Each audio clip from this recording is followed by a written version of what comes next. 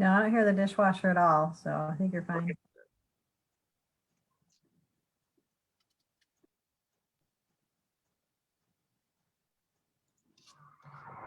Okay. Hey, and good afternoon. Today is Wednesday, February 23rd, and you are rolling with the doc. Yes, it's me. I'm back. I know you're looking.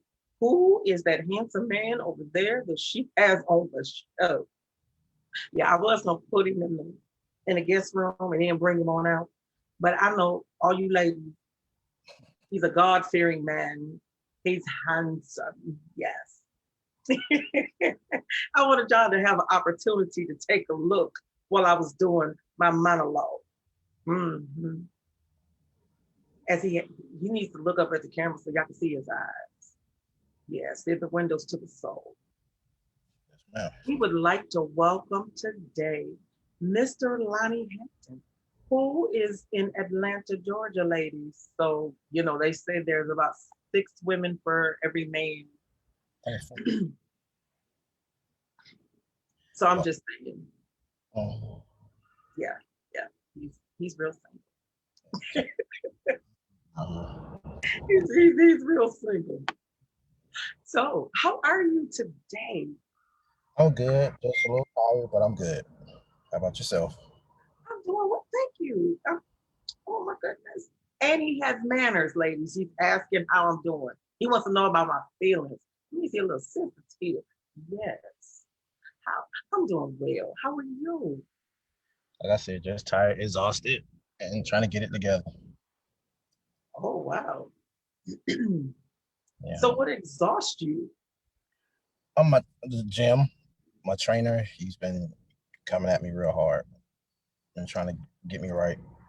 All right. So if you didn't have an opportunity to look at the promo, this is Mr. Lonnie D Hampton, and we are gonna listen to him tell his Black story. This is Black History Month. We only have a few days left, and I just thought it would be awesome. We usually have women because they're pretty open about talking about their disability. But today we have Mr. Lonnie, who is an amputee, above or below the knee. Hello. Very So much. below. Hmm? Yes, ma'am. Who is an amputee below the knee and has been an amputee for what, 5 years? Yes. This year makes 5 years. Wow. What's your anniversary date? September 23rd, 20 days after my daughter's birthday. Oh my goodness. And she is now 7. Lord, yes.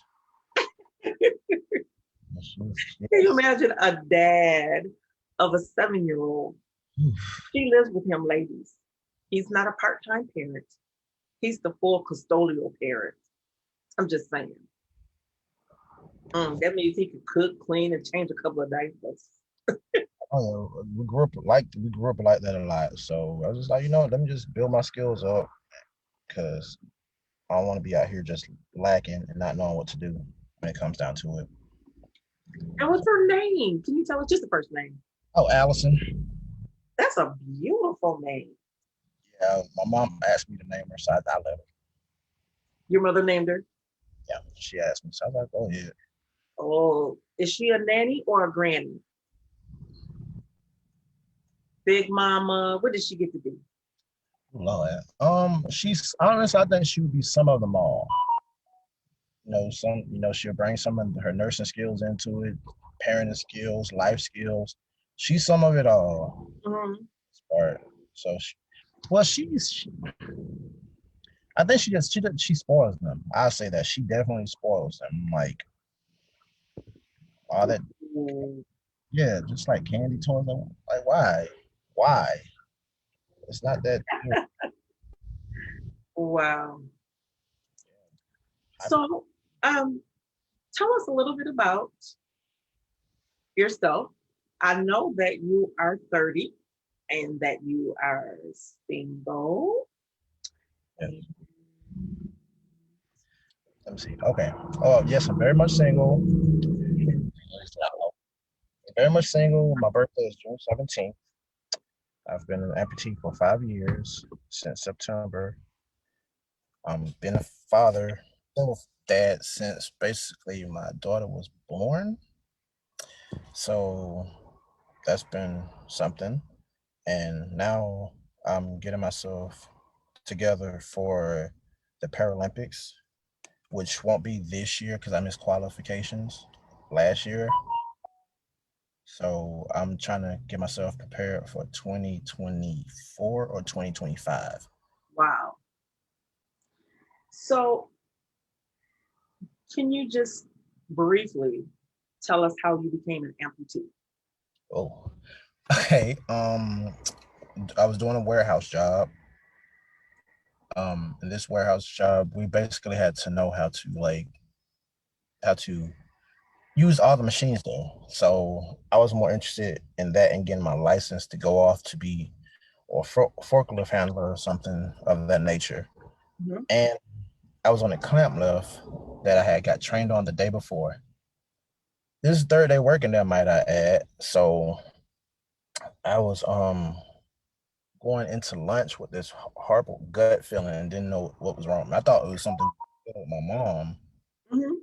She drives all over Georgia and a little bit of Alabama doing health fairs for the Georgia Power and doing their drug screenings.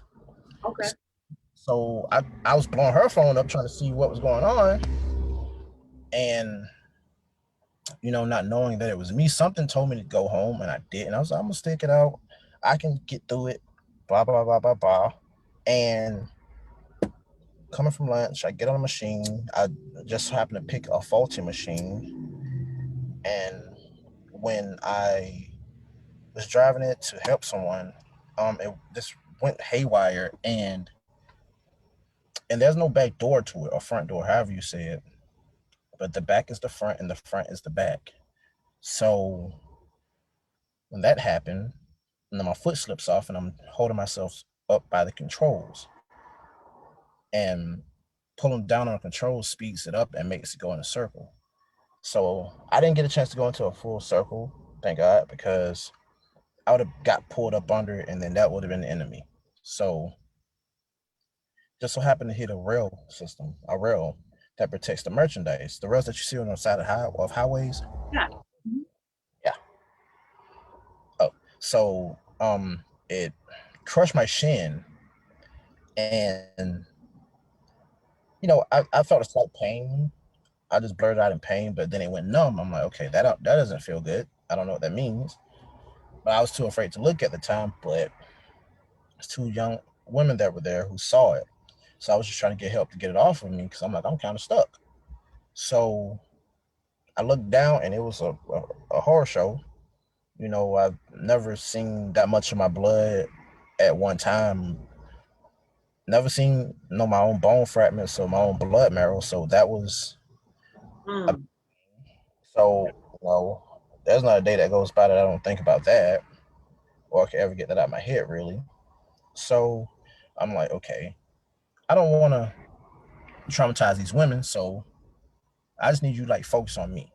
And it was the scariest part of it is that I wasn't scared at all. I'm wondering back in my mind like, how am I this calm?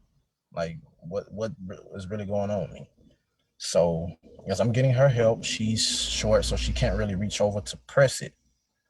And I'm trying to stay calm and not get mad. But she looked right at the area that happened.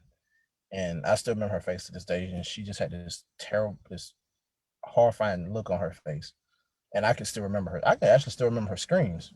Her Mhm. and the older woman that was there. And I think that the warehouse is like a mile around.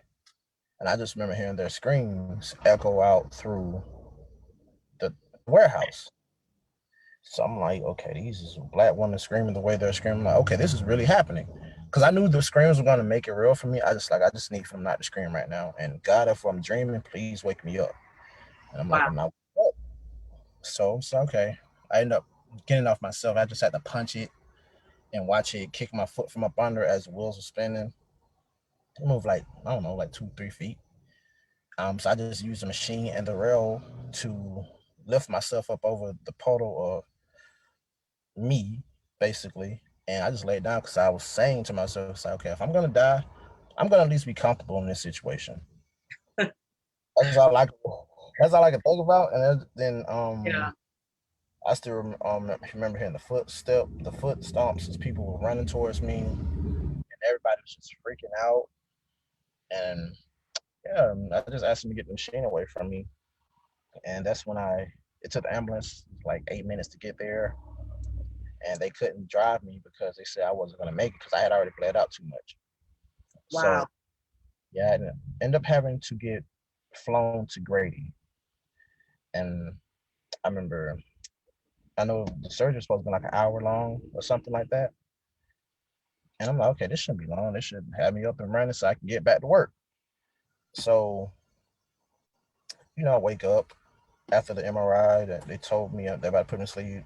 So I start counting sheep, and I'm waking up, and coming from anesthesia is always weird for anybody, I feel. So I'm coming from that, and I'm like, something is off about me. It's just like my balance was off. I didn't know. I thought it was just the drugs. Hmm. So I couldn't bring myself to look at the leg, but it looked like I still had both. So I'm trying to slide the right foot over to tap it to see the cast. I'm really not tapping anything. So I just pull the cover from over, and I just see like on my foot, my shin and foot and ankle are gone. I'm just like, what happened? The nurse just tells me, yeah, we couldn't save you without taking it. So, I'm just thinking, you know, does my family know at least? And she was like, yeah, we did tell them, give them the permission and all that.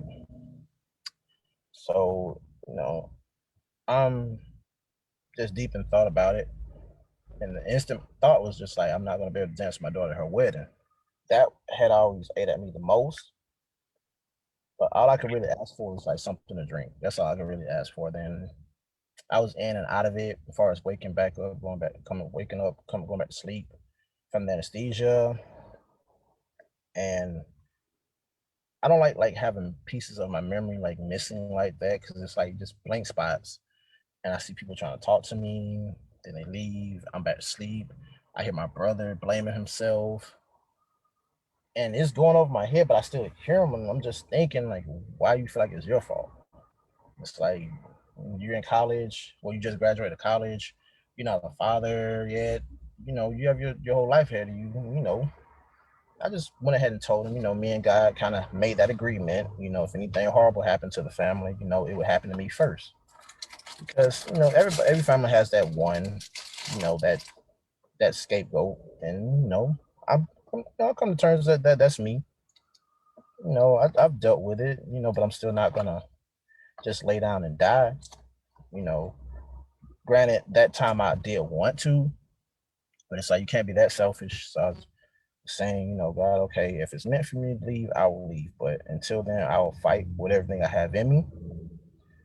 And if I wake up from this, then I know I still have something work to do.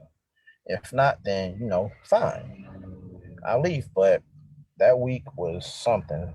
Because I know I was supposed to have been in the hospital for like 2, 3 months. I got up next week. I'm like, I just can't do it here. Like I just couldn't. Then I didn't get to see my sister. She didn't want to see me. And that's my best friend, and I know why. Because she was like 14, and I didn't get a chance to see my grandmother yet. She's in the wheelchair and as my daughter, and I know she's asking questions. So that was all a big thing. Then the the revisions that came afterwards, as well as a little bit of the back surgeries and coming out the medications was a thing because I don't smoke or drink, so my body's very naive to certain things, a lot of things. So me taking those narcotics the way they had me taking them, had already freaked me out. But it's like I don't want to because my body's starting to like it, and I don't like that part. So it's just like I have to get off of these. So after a year and a half of that, I started detoxing, which was horrible in itself because that was a different type of stomach pain that I knew that was gonna happen when they first gave me the pills. So yeah, so just a lot of therapy, psychiatry, physical therapy, meds, then me trying to find alternative methods of healing my body and I found a few. So I'm just open to trying different things. Well, wow. We are at the 4:15 hour. We want to say thank you so much for tuning in to Rolling with the Dot. And thank you to the Deaf and Hard of Hearing for rolling with us since May of 2020. And today, my guest is Mr. Lonnie Hampton, who is an amputee, a single father, and he's also a COVID-19 survivor.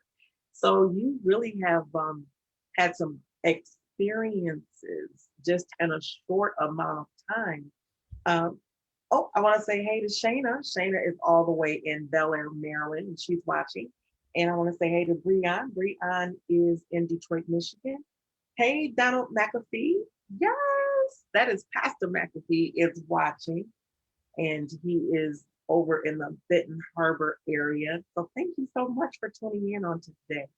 Um, Again, our guest is all the way in Atlanta. Can't you guys see all that beautiful sun? And he has on a t-shirt, ladies, a t-shirt. Wow, as we are still bundled up in all of our winter gear, he's just chilling with his t-shirt on out there, sun shining all over his face. We thank God for the sun. We had a little bit yesterday, but a lot of times women talk about their experiences and are willing to come forward.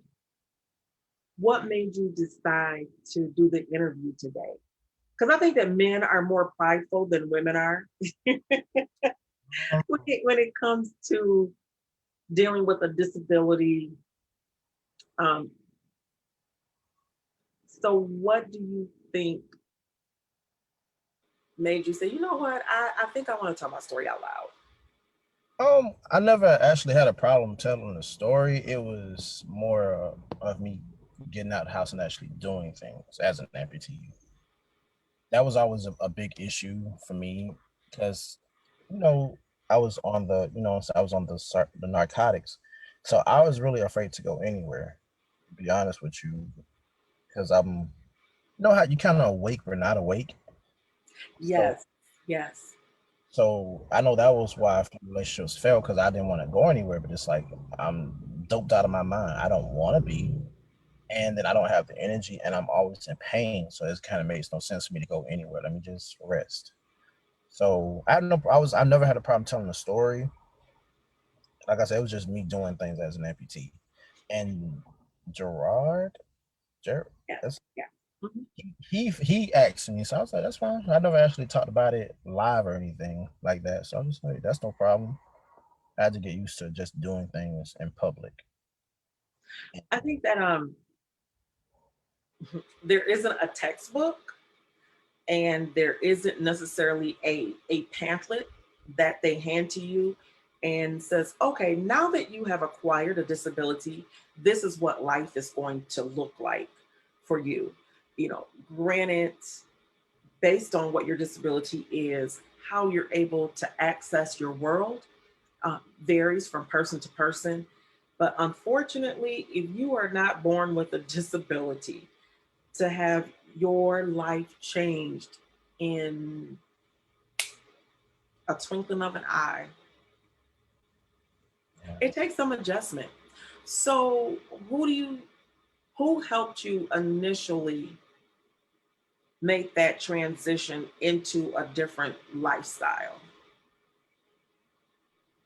Mm, I guess mainly my daughter, because at this point, I just felt I didn't have a choice. Like I can't, sit around feeling sorry for myself. So, and she's watching. She's always gonna be watching. She's always asking me, "Am I okay?" Even which I hated doing, having to lie to her and be like, "Yeah, I'm okay," even though I'm not. Just like I have to, get off my behind. So I think it was mainly her. Besides from Dr. Bethany and Dr. Schmidt and other doctors who helped me get up for the most part. It was her because like like I said, I just can't sit around. Plus, she isn't gonna have that anyway. So yes, my daughter wasn't gonna let. We have Dr. Thurston Willoughby is watching on today. Thank you so much for tuning in. He's a great, great, great guy. So if you are looking up, we love shameless plugs around here. So if you are looking to get a religious degree, anywhere from your associates all the way to a doctoral degree, please check out Dr. Thurston Willoughby. That is spelled Thurston, last name Willoughby, here on Facebook. And he has the Kingdom Bible University, and you can get anywhere from a associate's degree all the way up to a doctoral degree. They also have fast track programs. So if you have life experiences, you can definitely get credit for that and earn your degree. So thank you so much, Thurston, for tuning in. Shayna says that her children pushed her as well. She is a single parent of 2 and was not born with a disability, but acquired her disability after she had her second child. So she definitely says that she agrees with you, that it is your children that really push you. I think for me, I was 47 when I acquired my disability, and I now have 7 grandchildren, but my oldest, who is 11, is the only one who has ever seen me not be in a wheelchair. Yeah, he's the oldest. Well, he will be 11. Oh, he did. He just turned 11, February 13th. He just turned 11. So he is the only one who has seen me without a wheelchair. And as he gets older, his memory of me not being in a chair, I think, has really faded. I think it's really faded. But I will have to say, being a grandmother is what pushed me to be where I am, because then my next one, that she'll be 7 in October, but she was just born. And I remember the therapist asking me what were my goals for therapy. And it was to be able to hold her. And he looked at me and he was like, yeah, I think that's a pretty lofty goal that you will not achieve. That, you just, let them hold baby in front of you. And so I am so excited to say that last Thursday, I was there for the delivery of my 7th grandbaby. I cut his cord and I was the first one to feed him. And I was able to hold him. We did get the bad arm. I figured out how to, prop it up and put him right here and then and feed him. So I definitely understand when you say that your daughter really pushed you to say, hey, you know what? I can't sit in the house, because she's going to want to go outside and play. That she'll try to sneak out without me real quick. So, and trying to keep up with her, that was always a big thing as well, trying to keep up with her. So, and she likes for me to chase around after her and whatnot. So I'm like, good God, I have to get it together, because I didn't want her to feel like it was like a hindrance or anything. Hey, Dontrell Sims, I'm going to say thank you. Dontrell Sims is watching on today. He lives in Benton Harbor, as a matter of fact. Hey, Robin. Robin Thompson is watching. We are thankful for you tuning in on today. One of the things that we talked about as I did our pre-interview is that you are a COVID-19 survivor. You're like, dang, first, I lost some toes and, part of the leg. And now, Yeah. I guess my first question would be, when you got COVID, did you think that because you were amputee, that your survival rate was dependent upon that? Or when you talked to the doctors, did they say anything about you being an amputee and maybe medications that you take now that you had COVID, or during the time that you were tested positive for COVID? Good question. No. I kind of had got all those questions out of my system, as far as, is my leg gonna affect me in any way, or after all these years. That wasn't really a big issue. I was, like I said, I was pretty okay. I thought I had strep for the most part. I had, like, strep throat or a sinus infection. Mhm. So it was just like, you know what, let me just go ahead and get checked out. It's the new year coming up. Let me just get it out the way. Test me for everything. And you got tested in December of 2020. Mm-hmm. 2020. Yeah, on the 22nd. Of And December. yes, So this is February 24. So it's exactly 60 days.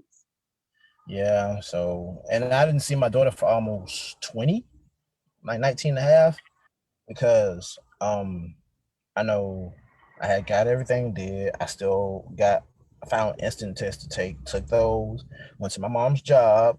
They did the blood test and gave me an instant one again. So I was pretty good. I have the antibodies and whatnot, but it was that was a day because I had to call my mom and she was being funny. Like, you got the cooties? Like, mom, I have So COVID. that would be me. You got the That's cooties? me all day long. Like, you got cooties. Nah, you got cooties. Yeah, that was what she said. That would be me. Yeah. Oh yeah, she said, I told her, like, mom, I have the COVID. She was like, okay. I can't say what she said, but yeah, yeah, I was just, Did she cuss? yeah, she cursed. Yeah. Did she get mad at you? Oh no, nothing like that. Just like, dang it, like something else happens.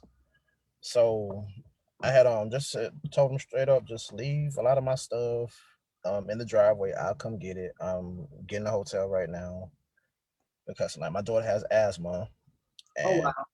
yeah, so I was not going home at all. Or if I did, I was had what 3 masks on plus a shield. What else my mom gave me? An N95, excuse me, a N95 on top of those 2 or 3 masks. So it was steaming in there. So that was I had to get the rest of my stuff. So I had gloves on and whatnot. And my daughter will always make me be a big crybaby, and I've not figured it out yet. Because it's just certain things she doesn't understand at the moment. Mhm. And my mom is in phlebotomy, so she does a lot of the drug tests, blood tests, and she talks about COVID and people who pass away from it every day. And that was my daughter, she may be playing the game or something or on YouTube Kids. She still hears that. Like, she's not oblivious. So me telling her asking me why do I have all this stuff on my face, I just honestly, I can never really lie to her. So just like, I have COVID, and it was how she says, "Oh," like like you like you hear the type of concern in her voice that Mhm. I'm used to. I'm just like, okay, yep. Let me get out of here before I start crying like a big baby. So I grab the rest of my stuff, pack it in the truck, and I go to my baby that I see her later. I never tell her bye. I see you later. And me having to tell her that and tell her that I love her from like 10 feet away, she cries and I boo-hoo cried. It was just a thing because as soon as I told her that I had it, she instantly just walks in the room, just dead silent. And my daughter is not a silent type of child at all. So I was just like, yeah, this is really happening. So I'm crying in the hallway. I can't even hug my daughter. I'm 10 feet away from her. It was a whole thing. So those next, 13 days plus another, 9? I had just had time to really think to myself and evaluate things that I want to do better or get started with. Hence why I started, writing a book on like a lot of past relationships and the questions that stem from them. So, and me not being able to see her for almost 20 days really started to get to me. So I'm really sitting here mad and kind of want to fight people now over this because like, this is ridiculous. But at the same time, I'm always going to take the safety precautions to make sure my daughter's safe. So One of the things I would like to really bring out here, even as you were retelling it on that day to tell her that you had COVID-19 and to see the concern in your 7-year-old's face, um, I think a lot of people miss the humanity part of this. They have looked at it as it's been something political. People are taking away my rights. I should be able to, put a mask on if I want to, or if I don't want to, I shouldn't have to. Who are you to tell me what to do? But just right now, all of those who are watching, there is a human side to this. And I couldn't even begin to imagine. I'm just going to tell my truth that I just put on 2 masks from day one. Day one, I wore 2 masks and had gloves because I was not going to not see my children. I wasn't going to not see my grandkids. I couldn't imagine. This is now February. We are 14 months into it, if you will, or given when you found out or when they wanted the rest of the world to know.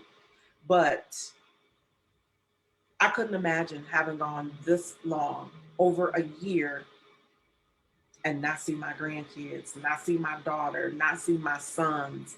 There's just no way. There are some people who have, as we've done Rolling on the Road, we have been to more than 20 states now. We have been to more than 60 cities. And we started this May of last year. This is now February. So how many months is that? May. I mean, we started like the first week of May. So May, June, July, August, September, October, November, December, January, February. We're 10 months now since we've done this show. And there are people that we've met along the way that are still seriously quarantining with their jobs, with their businesses, and have not had that physical contact. And so, not that I want you to, because I heard the difficulty in your voice and I saw your eyes well up a little bit, just the thought of her being 10 feet away from you and not being able to touch her, hug her. It was at Christmas time, so you didn't even get to share a Christmas with her physically, look at what she was doing and her hug you and say, Daddy, thank you, for what you've done. I just had some upgrades, things done to my home. And the last thing that they needed to do was put in new carpeting. And so the guy they walk in, I got on 3 masks now, because you in my personal space. And he didn't have a mask on. And he looked at me and I said, sir, you can't come all the way in. You need a mask. And he looked at me and he said, oh, you just like that. You want me to wear a mask? I said, absolutely. You in my personal space. Exactly. And I said, we're not just out in the street. You in my home now. I run this. I'm the president, the vice president, the governor, the mayor, and the city commissioner, and the city planner. I'm all encompassing up in here, and you're gonna put a mask on. And he said, oh, you look perfect right there. Yes, we got to see your whole face. You was shining and glowing. Stay just like that, sir. Yes, ma'am. You look perfect. There it is. Yes, we can see your eyes, the sun shining on you. But, as I'm listening to you talk about your daughter and just his adamacy in feeling offended because he was in my home and I was asking him to wear a mask as he's bumping his gums and doing what he needed to do. And he was just like, really? He said, you want me to wear a mask? I said, honey, I got a whole case of them. Exactly. And I started passing out masks, and the other 2 guys were like, oh, we got some in our car. We'll be more than happy, but I like your mask better. I said, not a problem. No. So how do you, because I know that there was so much turmoil over these masks at the beginning in Georgia, and how you were going to be open. How do you talk to people? How do you deal with folks when you see them and they don't have a mask, or you hear them talk about, well, my civil rights are being infringed upon? Honestly, let me see if I can tread lightly on this one. Oh, we don't have to. I pay the bills. Okay. And as long as you're not cussing, we can talk about whatever we need to talk about. Okay. Well, common sense is not so common. especially in big cities as the one I live in. Mm-hmm. Okay, you go to China, a person who has a cold wears a mask. Common courtesy to not get the other person next to them sick. Duh. So, but you're wearing a mask that you can breathe in that you said you cannot breathe in. Mm-hmm. Okay, that makes no type of sense. Just be an adult. Follow the rules for now. It's just temporary. If they say it's forever, I don't know what to tell you. But for now, just you don't want to get sick. Then that's the crazy part. People who don't want to wear a mask get COVID. Now you're crying and all this other stuff. What are you crying for? You knew the consequences of you not following the rules or wearing a mask. Mm-hmm. I wore a mask and still got it. But that was my fault for me not sanitizing my hand and rubbing my eyes after Christmas shopping. So I tell everybody all the time, if you really want to lessen the risk of getting COVID, just take your supplements, natural supplements, elderberry, black seed oil, sea moss, things of that nature. Do your research, but just wear your mask for now. Don't complain. We all got to do it, not just you. But people typically make it a selfish thing. It's all about me and my rights. And no, be an adult. You don't want your kids to get it, right, or your grandmother, right? I'd rather wear the mask and be around my loved ones than not wear it and not be around them at all. So sometimes we got to take certain things that come with that. Just wear your mask for now. It's no big deal. It's no big deal at all. Stop being a big baby. What was your experience like? I think that one of the other things that I have experienced is I went with my youngest son to get a car, and the dealer didn't want to have a mask on. I said, "Well, if you're gonna deal with us and you want us to buy this car, you need to put your mask on." And I said, "Don't you know anybody who's had COVID or who's died from COVID? I mean, this is serious." And his response was, "Oh, we all done got COVID. It wasn't that bad." So I was like, "Sir, but what is true for you is not true for 95% of the people that have experienced COVID." So do you get into those conversations with people? um, I want to say when they're not complying with the rule, because you said you did have a mild case of COVID and that you felt better afterwards, which I thought was like, wow. Yeah, Especially you have all these people now that fall into the group of being a long hauler. honestly, I wasn't sure how to feel even now. I knew that I felt a little too good because I'm not used to that, but I'm not gonna question it. I'm not gonna question it at all. I receive. Exactly. So I wasn't questioning it for the most part, and most of the time, a lot of the time, I'm usually by myself to eliminate those certain risks. Because anytime I'm not trying to get some work did or at the gym, I'm right back home, like around my kid. Like and me putting her in a situation or myself in a situation like Christmas. No, I'm not going for that right there. Like I said, we just got to be adults about it. Like just wear a mask. Besides, I don't want to hear my mom's mouth. Like she's gonna I can only imagine. I can only imagine. all day, every day. I'm like, you're not gonna scare me. I wear my mask. So that's a big thing. Okay, so I'm gonna tell my truth. I think that was me. As Gerard, he's like, "We in the house. We family. I don't care. You got clothes. You see other people besides me, and you flying and from city to city, state to state. You pick up cooties." I said, "But I love you." We want to give a shout out to Reverend Linda Siddall. I love her. I love her. I love her. I love her. I want to say thank you so much for watching the show on today. Thank you, John, for watching. Um, but I think that it's our responsibility to be our brother's keeper. Exactly.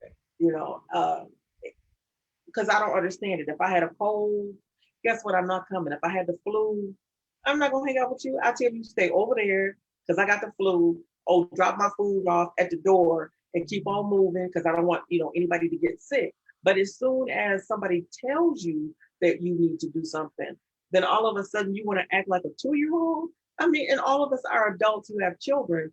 And as much as it irritates us when our children are disrespectful, disobedient, especially when we believe that we know better based on the information that we have, I think that's the piece that has upset me the most, because what we experience at any given time and what we learn from that is transferable. So if we learn a skill, if we have some intellectual information somewhere, that is going to be transferable to something else. So to me, if someone says, okay, we need to wear a mask, and the first thing people were saying, well, it can get through there, or that's not true, or they lying to us, and this is a big conspiracy, but guess what? Or they keep telling us that no, you can't get it this way, no, you can get it that way, no, it don't last this long. Think about when we parent. If you have, and we all go through this, the first child, people have to basically come in your house with a hazmat suit on. That first baby, oh my God. If you think that the diaper is wet, you change the diaper and you're like, oh, it wasn't even wet. Well, we're not gonna put this back on. We're gonna put a brand new diaper on. How many times do you wash your hands, change your clothes? I mean, your hygiene is just impeccable. But by child 2 or 3, you just like, you'll be fine. You can go to 10 minutes with that diaper on. I haven't gotten to that point yet. Yeah, it's still your first baby. You'll be like that for a while. It just comes with the second and third ones. But it's like, as we learn from the first one, there's certain things, okay, when the second comes and the third, then we do something a little bit different. And so why is it difficult to receive when CDC says, guess what? Things kind of changed. Now we don't think you need just one mask, you need 2 masks. Because initially they didn't say we had to wear a mask. It was kind of distance, make sure you wash your hands, keep everything sanitized. Then it was, you needed to wear the mask. Now we're at, you need to wear 2 masks. So that's new to me. And I was just like, we need 2 masks. Like I saw the post and I was like, okay, I'm already wearing 2 after having COVID. So I'm like, ain't nothing changed over here. So maybe I should wear 3 now. So how do you feel about, we got a few minutes left. What are your thoughts about the vaccine? I don't know. I mean, I know they haven't gotten it right for kids yet, but I don't get it personally, because my daughter has asthma, so why would I give her the vaccine? That makes no sense in that regard, especially if it typically, does more harm to people who have asthma and respiratory problems. I'm not sure how I feel about it. Even though I had it, I'm not trying to go through it again. Even though it was light, I feel I got lucky. I don't know. I thought about it, I was like, yeah, I'm gonna take it, but then I'm like, maybe no. Simply because I just feel like they got the vaccine together still a little too fast. Then it evolved and mutated. So now I'm wondering, is this vaccine even gonna work? Mm-hmm. So what was the point? I just like I said, I said just keep it natural. Check your diet, take the right supplements, elderberry, sea moss, all that, and you'll be good. Cause I didn't get sick until I rubbed my hands in my eye like a goofball. So and that's what they tell you not to do. Yeah. As you sat here and you've been doing it the whole time. You're still digging in your eyes. But I'm learning. Yeah. But for the most part. So is there any final thing you would want our viewers to know? I would say, I don't know. I think it's more of a decision on what you do after it happens, or even when it happens. Just you have to decide what you want to do. You're gonna lay here and just feel sorry for yourself, or you're gonna press through until you get to a better point than what you were before. Granted, you have to work harder to get back even better to where you were than where you were before it. That's what I've learned. But it's like I don't have no choice in that matter. I don't want to just sit around and feel sorry for myself because then life flies by. Time does not discriminate at all. No, it doesn't. It So, doesn't. So we want to say thank you so much to Mr. Lonnie Hampton. Again, ladies, he's single, very single. Mhm. He's a single father of 7-year-old. that's Mhm. 7. I'm like, 7. Yeah, she's 7. She's a little lady at 7. But we want to say thank you. He is an amputee, and we want to say thank you so much for being so transparent and being candid and telling your story and giving the people hope that they can come back after um, an accident, which seemed tragic at the time, but it gave you a new lease on life. And they are so innovative when it comes to prosthetics that you will more than be able to dance with her on her wedding day, be able to walk her down the aisle, take her to her first prom. He's like, oh God, I ain't thinking about all of that. But I and be thought there on the playground and run around with her. So we are so grateful for sharing that there definitely is life after something tragic like this. And thank you for sharing your story about COVID and admonishing the people to please follow the rules, whether you had it and it was just a light case, but to really take COVID seriously. And I'm just grateful because, they said that we was all dying from it. So we got another one that says, hey, we survived. And he's thriving and doing well. So we want to say thank you so much. thank you. So, ladies, if you want to reach out to him, he's on Instagram. Let me check my DMs real quick. he's, he's on Instagram. Yes. Mm-hmm. Look at him. He's like blushing. It's just blushing. Yes, but he's a great guy. And we're just so grateful for you sharing your time, sharing your story. And we wish you great luck as you train to become a para-Olympian. And as a matter of fact, I happen to know one. Her name is Ileana Rodriguez.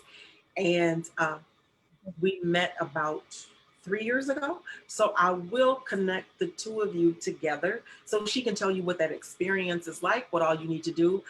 She is a para-Olympian who decided to become an architect and design spaces for those who participate in the Paralympics. That even though the architects thought they had a really nice building that accommodated those persons with disabilities, she's like, nope, I live this every single day. So she was able to design one out in California, which is one of the big training centers. So I'm really excited to be able to do that for you. Thank you. Please do, because I've been trying to get help from other Yes, trainers. yes, It's yes, just yes, yes, yes. So after the show, we will make that connection. So I'm just excited to be able to share that with you. yes, ma'am. Yay! Thank you. All right, guys. So on tomorrow, oh, we have a great show for you. You'll be rolling on the road with Dr. Kimberly and Dave. And we are going to see one of the local restaurateurs here who opened up a wonderful beer place. You know how we want to be known here in Grand Rapids as the beer capital in West Michigan. Go figure. And talk about how COVID has affected their business and what they did to try to survive during this time. So we're really excited about tomorrow's show. And on next Tuesday, we will have another COVID survivor who has now been classified by CDC as a long hauler. Yes, we're going to find out those who are still suffering from symptoms even though they have now been tested and they are no longer positive, but still exhibit symptoms. So we have some great shows that are coming up here. And we want to say thank you so much to Lonnie for sharing his story. And ladies, this is going to be uploaded. Look at him grinning. Now you're going to have to like kids, yes, and deal with his mama. I'm just saying. Mama not that bad. She not that bad. Miss Hampton ain't gonna put up with all that. She don't do all that though. Look at my face. I'm the mother of 2 fine sons. Y'all know my son, Gerard. That's your son? That is my son. He didn't say it. I tell that he did tell me, and I wasn't even thinking. Yes, that is my son, and the other one is a trainer. Yeah, he's played semi-pro football, so he trains athletes. That's what he does. So that body that Josh likes to walk around, his brother helped him do that. But I'm the baby's mama, so I put my little oomph on it. All right, guys. I love you, and this is Dr. Barrington, and I am signing out. And please, please remember to love your neighbor as you love yourself. Put a mask on, too, if you have to. We like living. Love you guys.